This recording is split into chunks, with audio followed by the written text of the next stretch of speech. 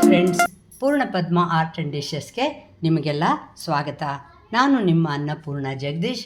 ಇವತ್ತಿನ ದಿವಸ ಹೆರಳಿಕಾಯಿ ಗೊಜ್ಜಿನ ಚಿತ್ರಾನ್ನ ಕಲಿಸೋದನ್ನು ತೋರಿಸ್ತಾ ಇದ್ದೀನಿ ನೋಡಿ. ಅದಕ್ಕೆ ನಾನು ಒಂಚೂರು ಈರುಳ್ಳಿ ಮತ್ತು ದಪ್ಪ ಮೆಣಸಿನ್ಕಾಯಿ, ಒಂದೆರಡು ಹಸಿ ಮೆಣಸಿನ್ಕಾಯಿ, ಒಂಚೂರು ಕೊತ್ತಂಬರಿ ಸೊಪ್ಪು, ಕರಿಬೇವಿನ ಸೊಪ್ಪು ಹೆಚ್ಚಿಟ್ಕೊಂಡಿದ್ದೀನಿ. ಒಂದು ಸ್ವಲ್ಪ ಕಾಯಿ ತುರಿ, ರೆಡಿ ಮಾಡಿ ಇಟ್ಕೊಂಡಿರೋ ಹೆರಳೆಕಾಯಿ ಗೊಜ್ಜು, ಬಿಸಿ ಬಿಸಿಯಾಗಿ ಮಾಡ್ಕೊಂಡಿರೋ ಅನ್ನ, ಒಂದು ಸ್ವಲ್ಪ ಎಣ್ಣೆ ಕಾಯಕ್ಕೆ ಇಟ್ಬಿಟ್ಟು ನೀವು ಅದಕ್ಕೆ ಒಂಚೂರು ಸಾಸಿವೆ ಹಾಕಿ ಮತ್ತು ಒಂಚೂರು ಕಡಲೆಬೇಳೆ ಹಾಕ್ತಾಯಿದ್ದೀನಿ, ಉದ್ದಿನಬೇಳೆ ಒಂಚೂರು ಹಾಕ್ತಾಯಿದ್ದೀನಿ ನೋಡಿ. ಅದೆಲ್ಲ ಚೆನ್ನಾಗಿ ಒಂಥರ ಪಟ್ಪಟ ಅಂತ ಅನ್ನತ್ತಲ್ವ, ಆವಾಗ ನಾನು ನಿಮಗೆ ಇದು ಈರುಳ್ಳಿ ಅದೆಲ್ಲ ಹಾಕಿಬಿಟ್ಟು ಅದನ್ನು ಚೆನ್ನಾಗಿ ಫ್ರೈ ಮಾಡ್ಕೊಳ್ಳೋದನ್ನು ತೋರಿಸ್ತೀನಿ ನೋಡಿ. ಇದು ಕಡಲೆಬೇಳೆ ಹಾಕಿದ್ನಲ್ವ, ಅದೊಂದು ಸ್ವಲ್ಪ ಕಲರ್ ಬರ್ತಾಯಿದೆ ಅಲ್ವ. ಕಲರ್ ಬಂತಾ ಇದ್ದಾಗ ನಾನು ಹಸಿ ಮೆಣಸಿನ್ಕಾಯಿ ಹಾಕ್ಕೊಂಡಿದ್ದೀನಿ ಮತ್ತು ಕರಿಬೇವಿನ ಸೊಪ್ಪು ಹಾಕ್ಕೊಂಡಿದ್ದೀನಿ. ಅದಕ್ಕೆ ಮತ್ತು ಈರುಳ್ಳಿ ಇಟ್ಕೊಂಡಿದ್ನಲ್ಲ, ಈರುಳ್ಳಿನೂ ಹಾಕ್ಕೊಳ್ತಾ ಇದ್ದೀನಿ ಅದಕ್ಕೆ. ಮತ್ತು ದಪ್ಪ ಮೆಣಸಿನ್ಕಾಯಿ ಸಣ್ಣ ಇಟ್ಕೊಂಡಿದ್ನಲ್ಲ, ಅದನ್ನು ಹಾಕ್ಬಿಟ್ಟು ಚೆನ್ನಾಗಿ ಇದನ್ನು ಫ್ರೈ ಮಾಡ್ಕೊಳ್ತೀನಿ ನೋಡಿ.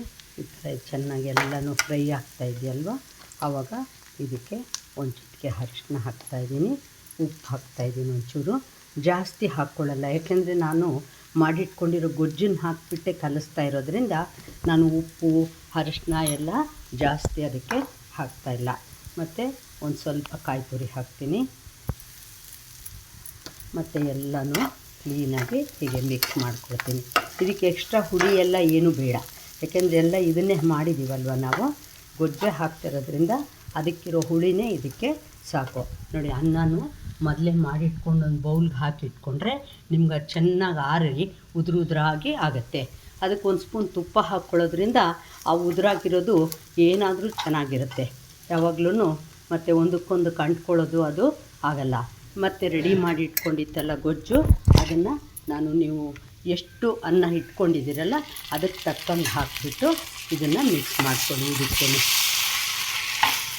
ಏನಿಲ್ಲ ನೋಡಿ, ಇದೆಲ್ಲ ರೆಡಿ ಆಯ್ತಲ್ವ.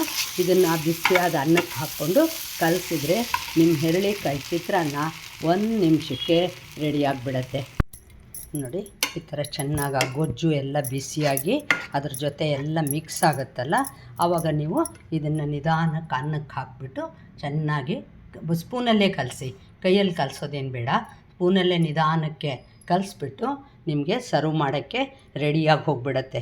ಈ ಹೆರಳಿಕಾಯಿ ಫ್ರ್ಯಾಗ್ರೆನ್ಸ್ ಇರುತ್ತಲ್ಲ, ಅದೊಂಥರ ವೆರೈಟಿಯಾಗಿರುತ್ತೆ.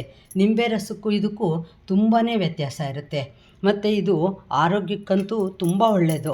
ನೀವು ಆಯುರ್ವೇದಿಕ್ ಔಷಧಿಗಳಲ್ಲಿ ಇದನ್ನು ತುಂಬಾ ಬಳಸ್ತಾರೆ. ಎಷ್ಟೋ ಇದಕ್ಕೆ ಇದನ್ನು ಔಷಧಕ್ಕೆ ಇದನ್ನು ಬಳಸ್ತಾರೆ ನೋಡಿ. ಈ ಚಿತ್ರಾನ್ನ ಇದಕ್ಕೆ ಹಾಕಿ ಕಲಿಸ್ಬಿಟ್ರೆ 5 ನಿಮಿಷದಲ್ಲೇ ನಿಮ್ಮ ಚಿತ್ರಾನ್ನ ರೆಡಿಯಾಗಿಬಿಡ ನೋಡಿ.